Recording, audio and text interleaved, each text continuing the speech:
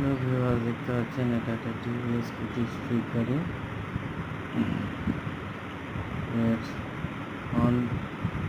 এর ওয়ারিং নষ্ট হয়ে গেছে, সেটা রিপেয়ার করা হচ্ছে এবং অনেক সুইচ হন্ডা অ্যাক্টিভা সুইচ লেগে যাবে স্ট্রিটে।